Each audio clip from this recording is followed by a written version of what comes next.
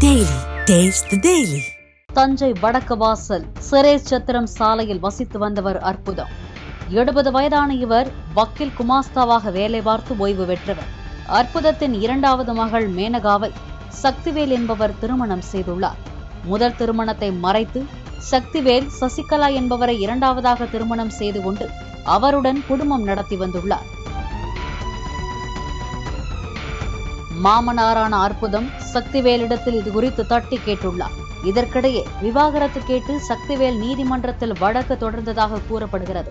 இதையடுத்து அற்புதம் சக்திவேலின் இரண்டாவது மனைவியான சசிகலாவின் வீட்டுக்கு அடிக்கடி சென்று தகராறு செய்ததாக கூறப்படுகிறது.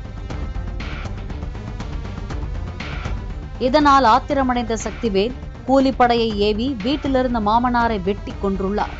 மாமியார் சுபாகினிக்கும் வெட்டு விழுந்துள்ளது. மருத்துவமனையில் அவர் சிகிச்சை பெற்று வருகிறார். கொலையாளிகளை போலீசார் தேடி வருகின்றனர்.